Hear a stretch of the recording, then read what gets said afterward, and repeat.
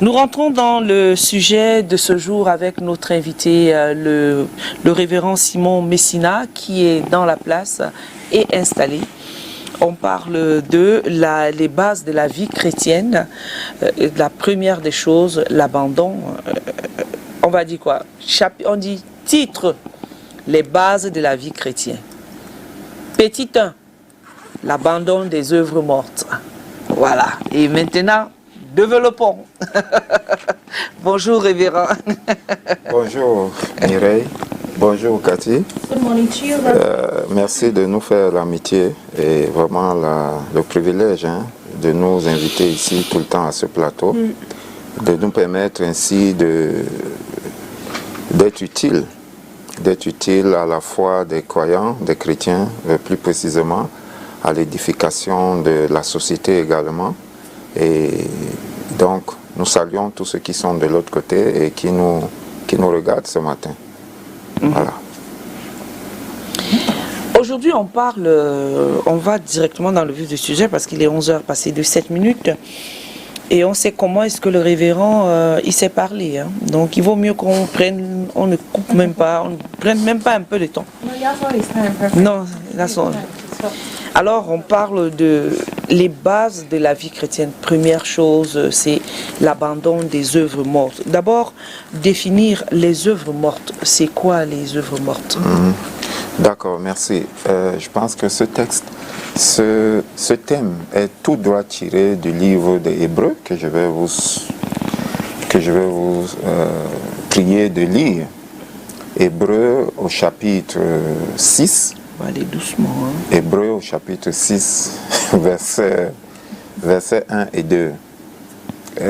Lorsqu'on parle des bases de la vie chrétienne, il s'agit principalement des fondements, des éléments de base qui font la vie chrétienne. Vous savez avec moi que sans fondement. Hébreux chapitre combien? Hébreux chapitre 6, versets 1 et 2. Cathy, Hébreux. Je pense que ça pouvait figurer sur votre thème si... Hébreux 6, verset combien? Verset 1 et 2. 1 et 2. C'est pourquoi, laissant les éléments de la parole de Christ, tendons à ce qui est parfait, sans poser de nouveau le fondement du renoncement aux œuvres mortes, de la foi en Dieu, de la doctrine des baptêmes, de l'imposition des mains, de la résurrection des morts et du jugement éternel. Merci. Donc, Cathy, can read in English, please? Okay. Therefore, let us move beyond the elementary teachings about Christ and be taken forward to maturity, not laying again the foundation of repentance from acts that lead to death and of faith in God.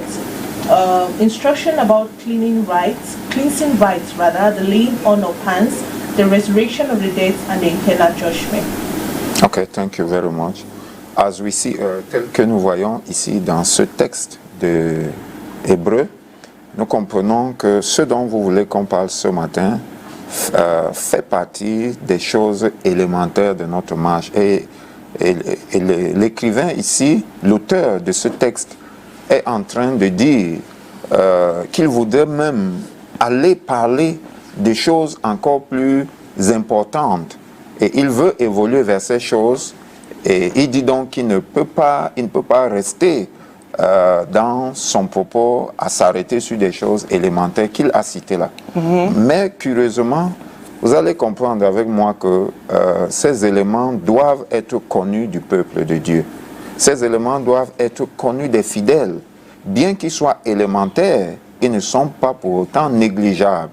Ils ne sont pas moins importants. Ils sont élémentaires parce qu'il y a des choses encore plus importantes, un peu plus grandes, je veux dire, que Dieu veut nous faire découvrir dans la marche avec lui. Mais ces choses-là, nous ne pouvons pas y accéder, nous ne pouvons pas y arriver si nous sommes encore ignorants de ces choses élémentaires. Et vous allez voir avec moi aujourd'hui que autant elles sont élémentaires, autant elles sont cruciales et déterminantes pour notre marche avec Dieu. Donc, je voudrais donc aller directement dans votre question. Qu'est-ce que les œuvres mortes, avant de parler de ce que c'est l'abandon ou le renoncement? globalement, quand on lit les Saintes Écritures, nous comprenons que les œuvres mortes font référence directement à ces actes que nous posons et qui nous entraînent à la mort. Ce sont ces œuvres que nous faisons, ces choses que nous faisons, ces attitudes que nous avons, ces pratiques que nous avons, ces comportements que nous avons, qui nous entraînent inexorablement à la mort. Et je voudrais convoquer ici le texte de Genèse, lorsque Dieu, après la création, s'entretient avec Adam, il lui dit, nous n'avons pas le temps d'aller lire, il lui dit clairement que il y a des choses que je t'ai données dans ce jardin, mais il y a un arbre qui est planté là que vous ne devez pas toucher. Enfin, vous ne devez pas manger de son fruit. Il a dit, vous ne devez pas en manger du fruit. Donc, et Dieu a bien précisé, le jour où vous en mangerez, vous mourrez. Vous comprenez donc le lien entre les actes que nous posons et la mort, les œuvres mortes. Les œuvres mortes dans notre foi aujourd'hui, c'est tout ce que nous faisons étant loin de la volonté de Dieu qui nous pousse à nous égarer dans les voies, enfin, à nous éloigner des voies de Dieu. Oui. Et ce qui nous sépare de Dieu. Donc voilà. Et donc j'aime très bien le texte en anglais. Le texte en anglais dit repentance from death, from death works. Certaines Bibles parlent de death works, d'autres Bibles parlent de actes, des actions qui mènent à la mort. Vous voyez? Donc repentance ici veut dire, quand on parle donc de renoncement, vous voyez, on parle de l'abandon des œuvres mortes, on parle aussi du renoncement, on parle de la repentance. C'est-à-dire quoi? C'est-à-dire, il faut arriver au niveau où on décide de changer d'attitude, de changer de comportement vis-à-vis de ces choses que nous faisions dans le passé et que le Seigneur, lorsque nous venons le rencontrer, nous demande, nous instruit de ne plus les pratiquer parce qu'elles ne correspondent plus à notre nouvelle identité, l'identité des enfants de lumière. Donc si nous sommes de la lumière, nous ne pouvons pas continuer de pratiquer les œuvres des ténèbres. Écoutez, les œuvres mortes sont dangereuses parce que elles nous séparent de Dieu, mais aussi nous entraînent à la perdition. Vous voyez, lorsque nous restons dans ces choses, elles nous séparent de Dieu et elles nous entraînent directement dans la perdition. Souvenez-vous, lorsque Dieu a dit à Adam qu'il mourra, Adam n'est pas tombé raide mort le jour où il a mangé le fruit, mais il était mort. Il s'agit de la mort spirituelle. Il s'agit de la séparation d'avec Dieu. Vous pouvez être un zombie, vous marchez, vous êtes vivant, mais spirituellement, vous êtes mort, vous êtes séparé de Dieu. Vous pouvez aller à l'église, porter une Bible comme celle que je porte là, parler même comme je parle. Si votre vie est une vie qui est vouée à donner aux œuvres mortes, vous êtes dans la mort, peu importe ce que vous faites. Et donc, je voudrais nous entraîner dans un texte des Saintes Écritures que nous allons lire, peut-être deux textes. On peut lire le texte de 1 Pierre au chapitre 1, 1 Pierre chapitre 1, du verset 19 par exemple au verset 23. 1 Peter 19 chapter à 1, 23. Chapter 1, verse 19 to 23.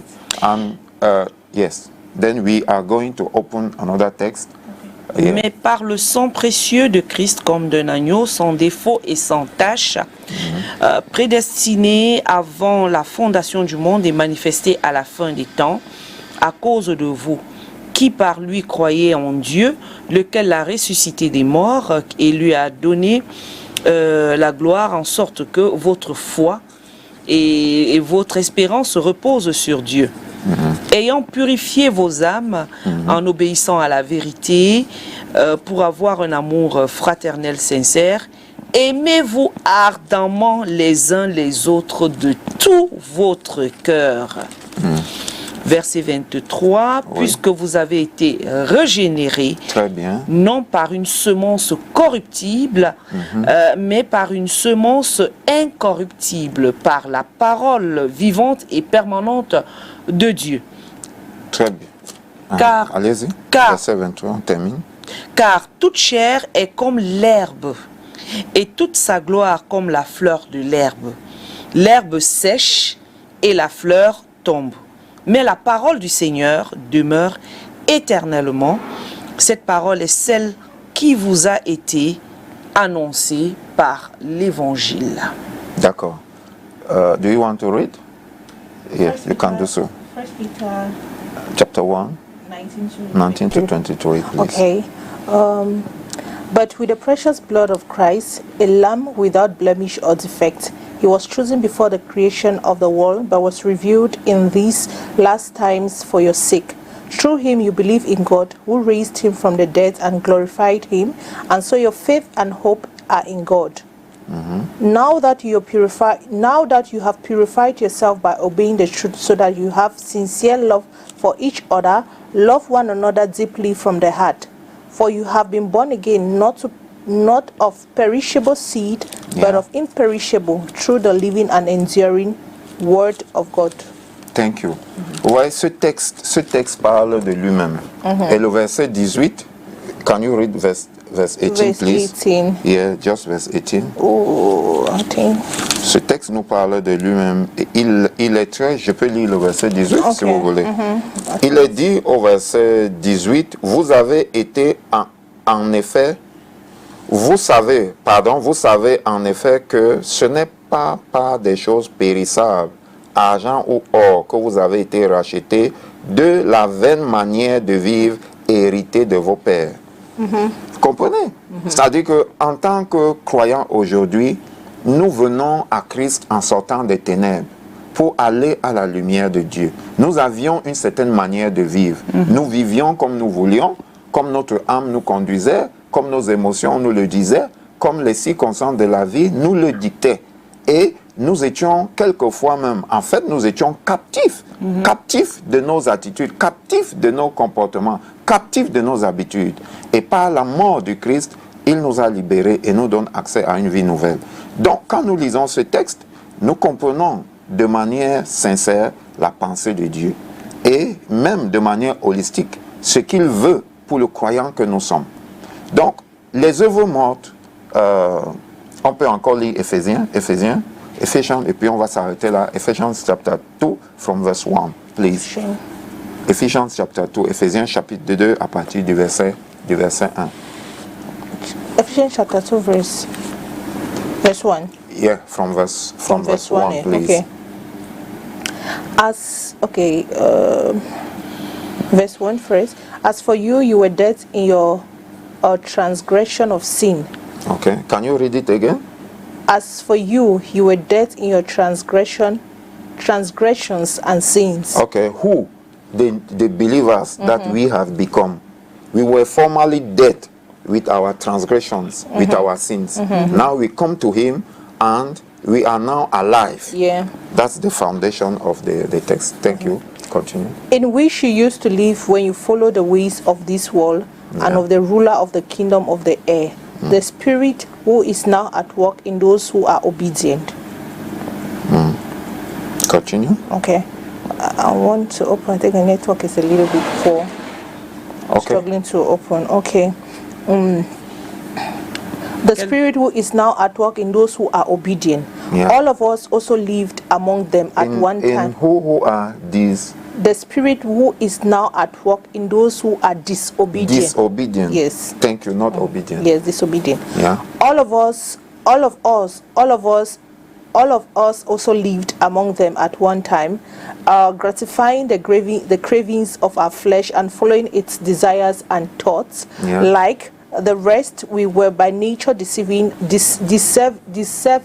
of wrath, but because of his great love for us, God, who is rich in mercy, made us alive with Christ, even where we were dead in transgression. We were deserving the right of God. Deserving. But he made us alive. Yeah. Yes, let's continue. It is by grace you have been saved, and God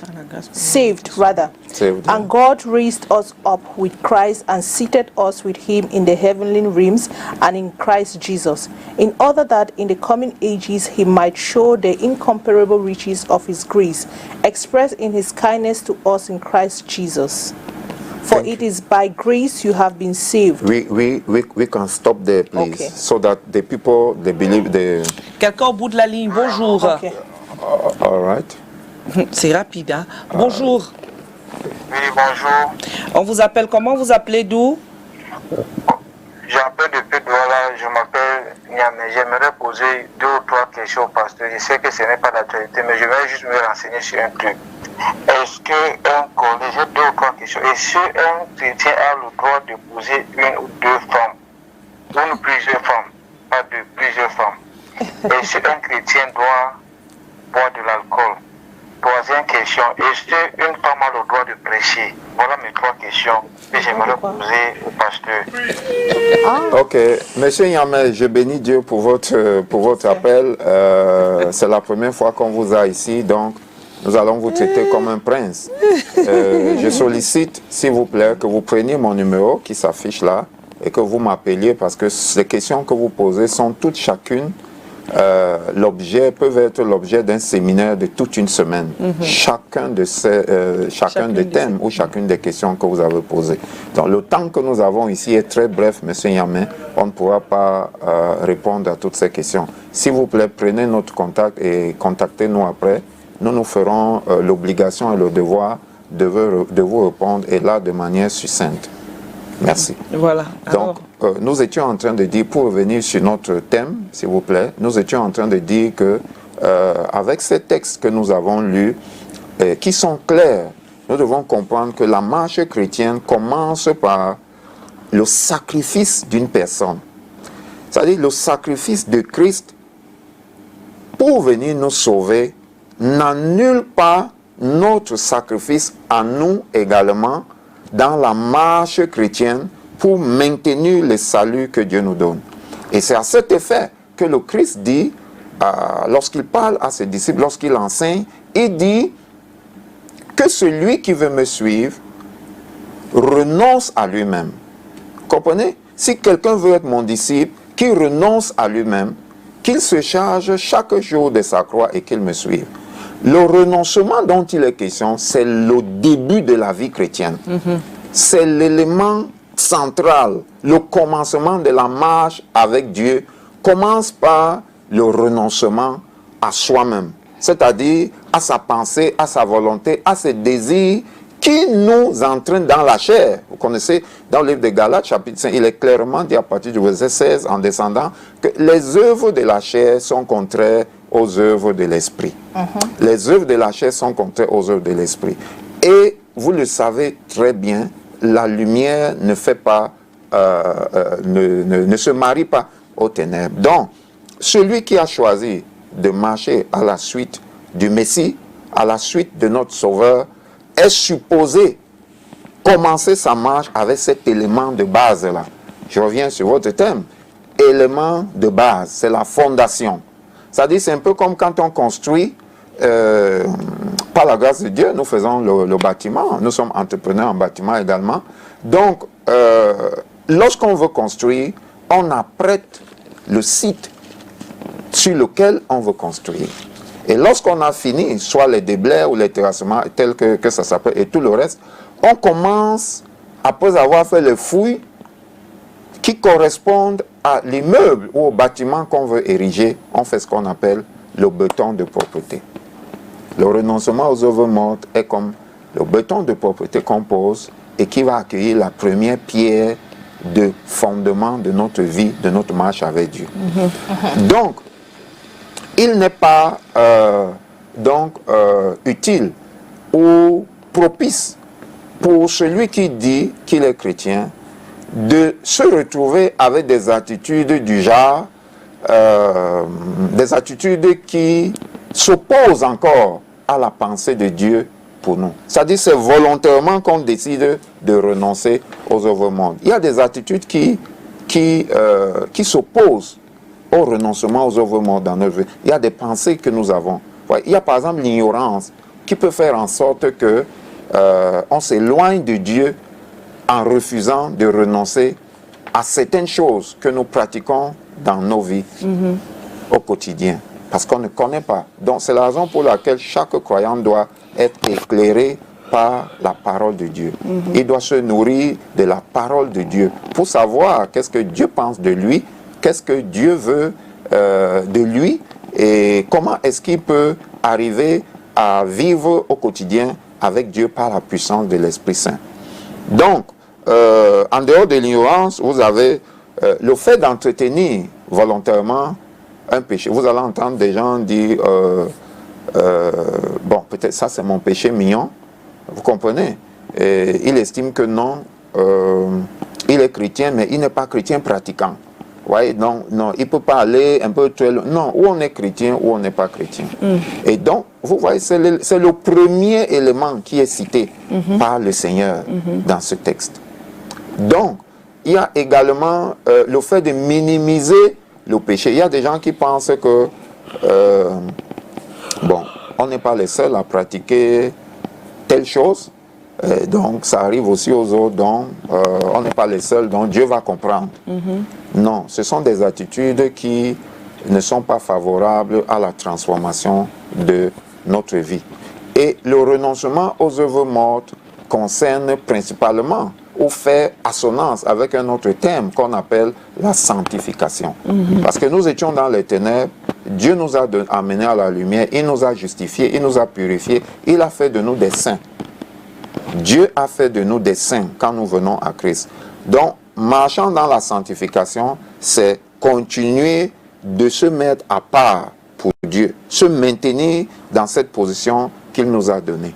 Donc voilà ce que je peux dire de manière introductive, hein, si vous voulez, sur l'abandon ou le renoncement, l'abandon des œuvres mortes ou le renoncement aux œuvres mortes. C'est tout ce qui concerne, c'est pas que, bon, je vous ai entendu parler d'argent et tout, bon. Ça va un peu plus loin que ça. Hein. Je sais que l'argent est le nerf de la guerre aujourd'hui. Mais c'est l'amour de l'argent qui est un problème. Voilà. L'argent n'est pas un problème. On a besoin d'argent pour faire un certain nombre de choses, mais on ne peut pas être dépendant de l'argent pour faire ces choses-là. On dépend de Dieu, on se confie en Dieu, mais on ne peut pas être esclave de l'argent. Donc toutes les choses qui ont été citées là, vous citez souvent beaucoup de choses, hein. Et donc, c'est tout ce qui... En fait, les œuvres mortes, c'est également le péché. Je vous ai dit ici que le péché, c'est tout ce qui rate la cible de Dieu, la pensée de Dieu pour nous. Donc, voilà.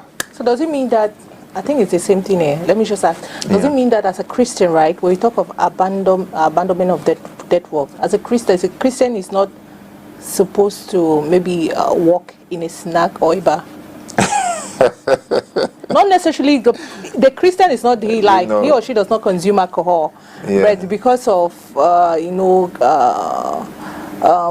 because the Christian the person wants to look for money and has an opportunity as a Christian, as a Christian, but has an opportunity to work in a snack or a bar. Does it mean that?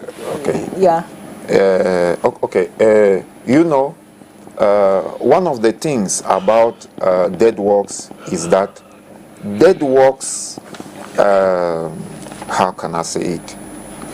The dead works prevents us from producing the fruits of repentance.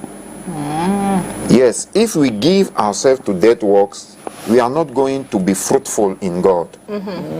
So anything, because we will be cut off from the light of God, from the Spirit of God.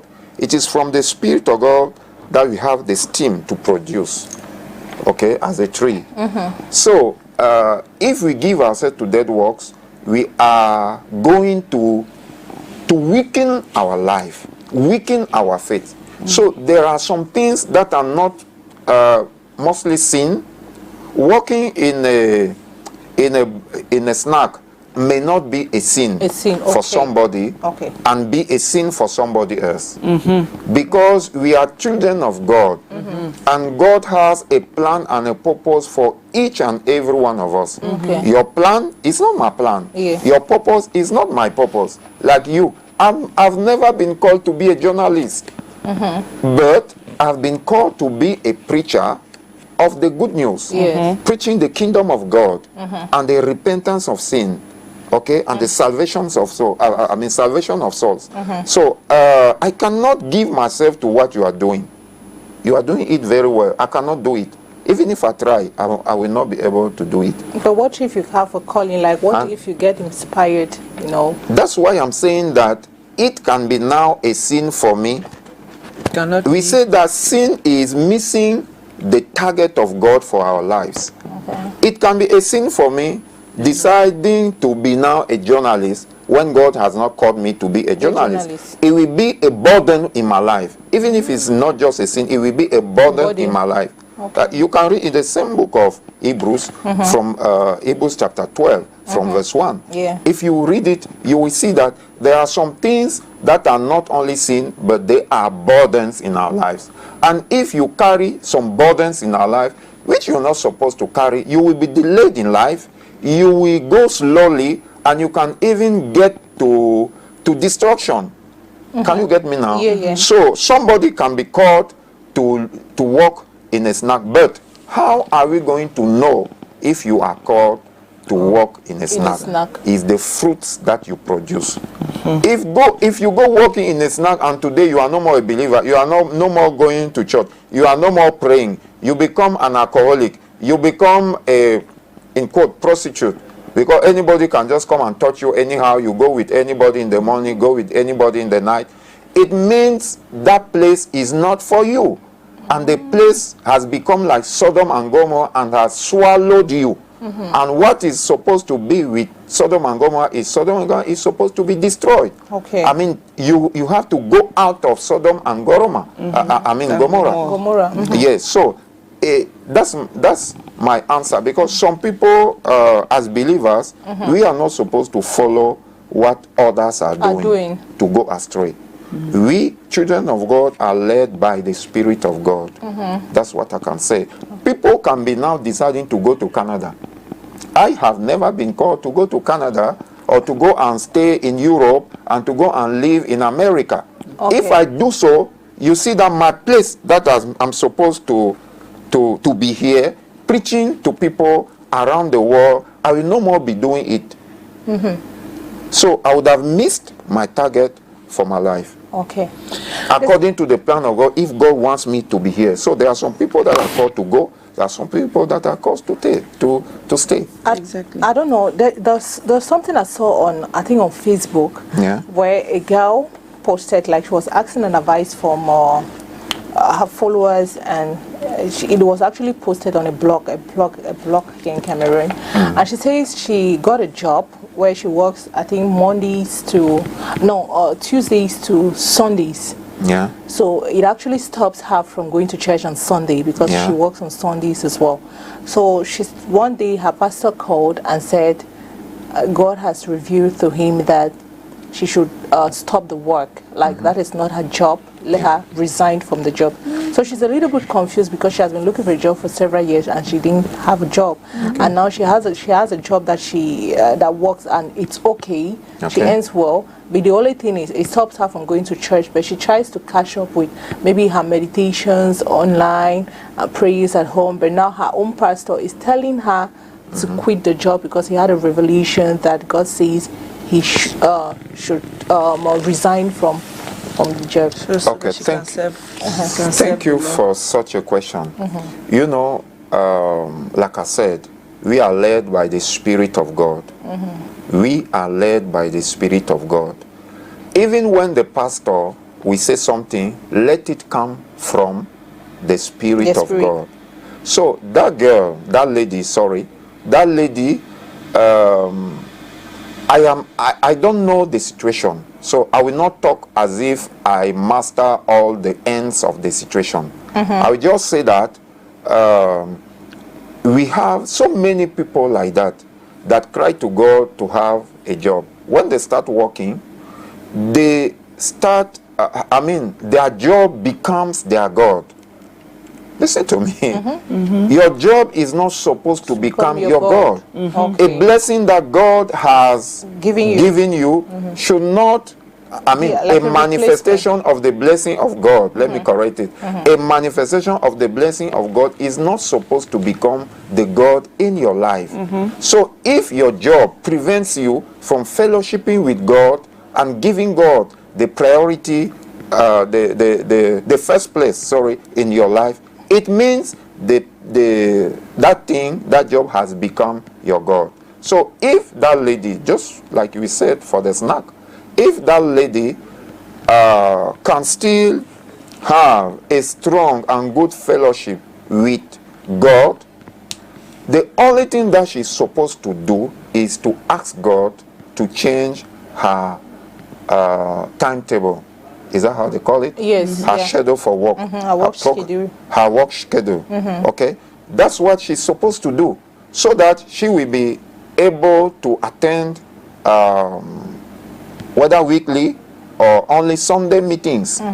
Because Sunday meeting also, the Bible tells us in this same book of Hebrew that we are not supposed to abandon our gatherings. The fellowship of brethren, we are not supposed to abandon it. So we will know if the person is mature, the way the person is managing her life or her job or whatever. Because it can be marriage, it can be anything. It is not just a job. It can be anything that God has given you that has become now the center of all your interest. Okay? Because also, I don't know, the pastor might have received it from God.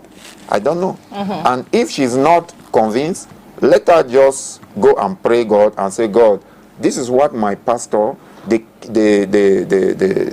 shepherd of my soul, have said. Do you agree with that? What do you think of it? Tell me, please, because I've prayed. I think that you are the one that gave me this job. Let me say this. It's not all the jobs that we have that are coming from God. From God. It's not all the open doors that are coming from God. There are doors that are devilish. Because the devil, like, let me say, if a woman, we have met it, we have seen it, whether a man or a woman wants to get married, she's praying, and God has sent a good husband or a good woman for the person. And in the meantime, there are other proposals that will come. And if you are not led by the Spirit of God, you can do a wrong choice. Wrong choice, yes. By taking something that is not coming from God, because the devil wants to fight you. Yes. He wants to destroy you. The same thing for the job. The same thing for any other thing in life. So we have to be very, very connected to the Spirit of God. The Bible says in the book of 1 Corinthians chapter 1, verse 9, that God has called us to the fellowship of His Son. It means the same fellowship that Christ had with the Father, God wants us to have that fellowship with Him. The connection, the communion, the fellowship. That's mostly the problem of our believers today. Many believers want only the pastor to pray for them, the pastor to read the Bible for them. They think that they will come in church only one day, and then the pastor will lay hands on them. They will change their life. They will no more be sinners. They will no more be alcoholic. They will no more be angry. I mean, that's not the mind of God. Listen to me. In the New Testament, in the New Covenant, in the New Promise, because Testament means promise, in the New Promise, God didn't make any covenant with us. He made the covenant with Christ. And it is in Christ, as long as we stay in Christ, that we are alive and we are saved. Okay. And in this area, in this fellowship, in this promise, in this covenant, we are supposed to be priests and kings. It means every believer is supposed to be a priest and a king. That is, he's supposed to have a fellowship with God by himself. He's not supposed to depend on the pastor. He's not supposed to depend on a prophet. He's not supposed to depend on a teacher, on a whatever. He's supposed to depend on God first. And God will use other people to communicate life to him so that he will be stronger and stronger. So, I don't know if you are getting, or may I say in French what I said? I don't know. it's okay. Non. It's I know okay. the On able fait des to- reprises, on a le temps. Et It's for non, one on va already. aller retrouver la pub, pas la pub, autant pour moi le Vox Vox Pop. Pop. On va retrouver le Vox Pop on a posé la question à l'homme de la rue, hein. À l'homme dans la rue. Selon vous, les œuvres mortes dans la foi, c'est quoi? Et devrait-on les garder ou les abandonner? C'est la question. Le Vox Pop. Non, les œuvres mortes de la foi, c'est les faux pasteurs qui abondent au pays actuellement. Au lieu de prêcher l'évangile, ils se font plutôt de l'argent. C'est eux qui divisent les familles, c'est eux qui gardent les mariages, c'est eux qui traitent les mamans et les papas des gens de sorciers. Hein, et tout, etc. Donc c'est ça les œuvres mortes chez moi. Pour moi, les œuvres mortes de la foi, c'est l'effet des sociétés, ce que nous constatons dans la société actuellement. Par exemple, je parle par exemple d'une forte présence des religions dans lesquelles les citoyens ne s'y retrouvent pas. Nous avons des pasteurs qui détruisent des familles, qui détruisent des familles et qui ne réunissent pas la population. Nous avons les détournements, par exemple, qui ne contribuent pas à relancer les activités d'un pays, qui contribuent au chômage, qui met les jeunes dans la perversion. Il y a les réseaux sociaux qui sont peut-être mal utilisés aussi. C'est-à-dire les réseaux sociaux qui sont peut-être utilisés, mais qui sont copiés de la mauvaise façon. C'est-à-dire que des gens copient ce qu'ils voient. Ils n'adoptent que ce qui est négatif dans les réseaux sociaux, par exemple. Vous avez des cas comme ça, des œuvres mortes de la foi, qui sont les aspects un peu négatifs de la société actuellement que nous découvrons. Et qu'au fur et à mesure, on aimerait bien que ça change. On aimerait Conserver ces œuvres. Il ne faut pas les conserver, il faut trouver des voies et moyens pour s'en sortir. Il ne faut pas conserver les œuvres de la foi, C'est pour ça que j'évoque toujours le côté religieux des choses. Si on pouvait revenir, si les gens pouvaient retourner aux racines, aux traditions africaines qu'on avait par le passé, qui permettaient au moins de reconnaître qu'il y avait une certaine valeur qu'on respectait. Il y avait le respect de l'aîné, il y avait le respect de la tradition. Aujourd'hui, là, nous avons tout délaissé. Nous sommes plus en ville, on ne respecte plus rien. Chacun prend les routes à sa manière. Donc, si au moins les Africains pouvaient rester dans le naturel, dans ce que nous avons connu par le passé, ça pourrait peut-être apporter un plus à la société.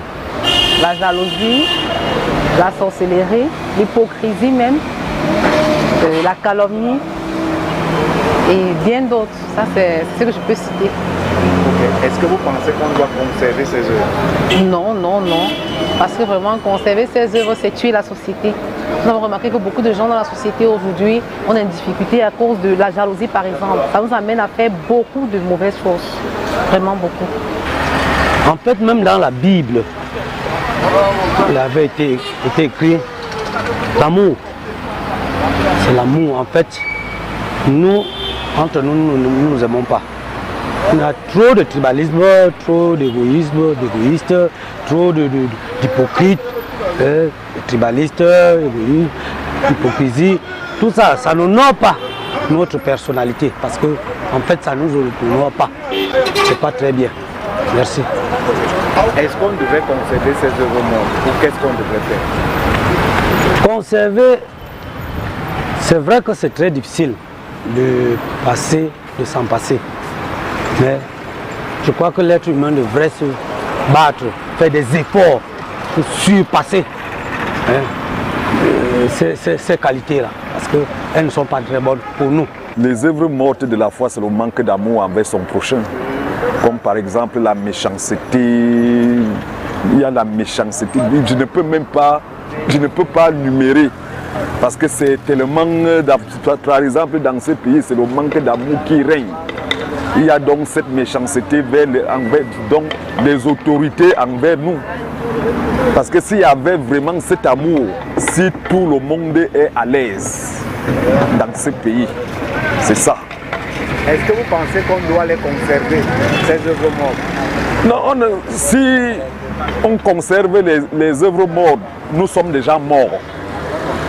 Si on les conserve, nous sommes déjà morts et détruits. C'est pour ça qu'il y a eu donc cette affluence que vous avez vue à Douala le week-end passé, parce que le peuple en a marre. C'est parce que nous on va maintenant vers Dieu, parce que c'est Dieu qui est notre solution, qui est la solution à nos problèmes. Nous on a cru que les autorités instituées, par exemple, comme la Bible le dit, instituées par Dieu, devront entendre nos cris, comme Dieu a entendu les cris du peuple d'Israël en Égypte. Mais nous crions, les autorités n'entendent même pas nos pleurs. Au contraire, ils aiment quand nous on pleure et ils se nourrissent donc de nos cris et de nos pleurs. Les œuvres mortes de la foi, pour moi, c'est généralement ce qui est le plus touchant, c'est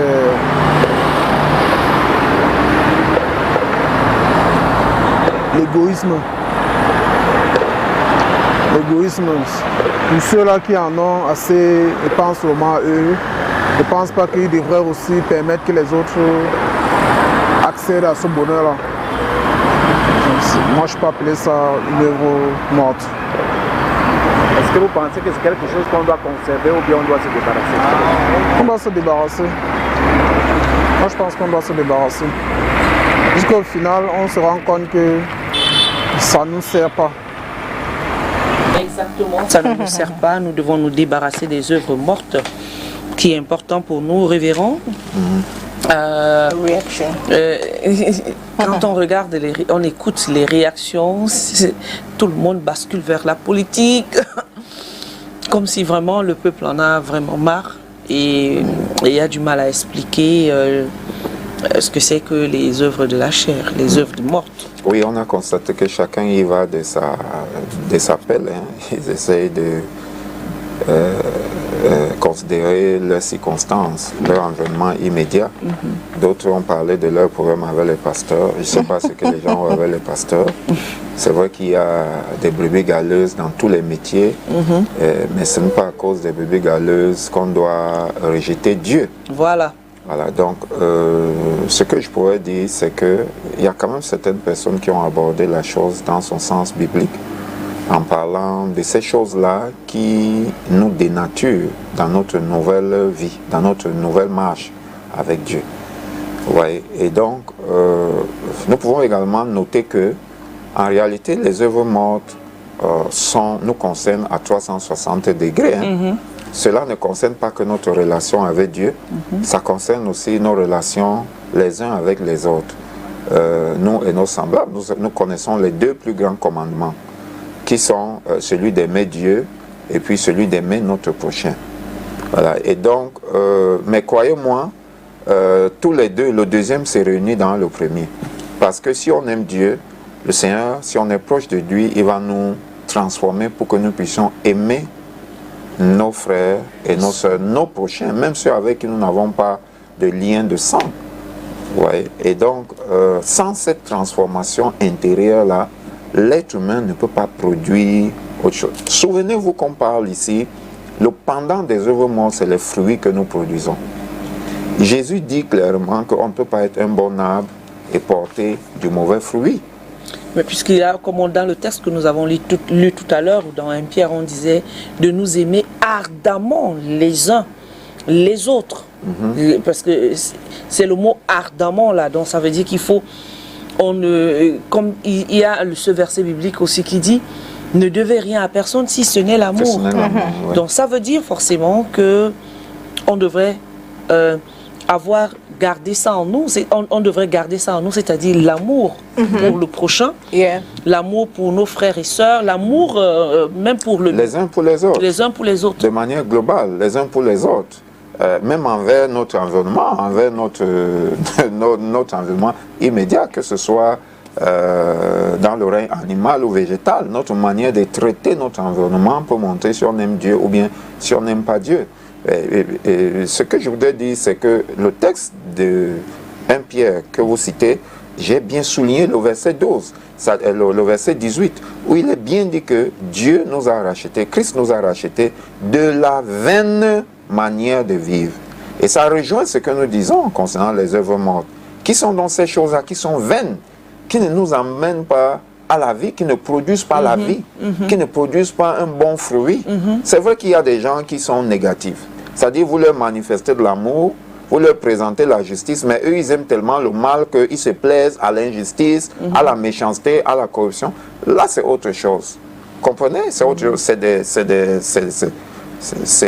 de hors la loi. C'est en dehors de ce que nous disons. Mais si toutes choses sont égales par ailleurs, lorsque nous pratiquons des œuvres bonnes, ce qui est dans le contraire des œuvres mortes, si vous voulez, les œuvres de justice, lorsque nous pratiquons les œuvres de justice, vous comprenez?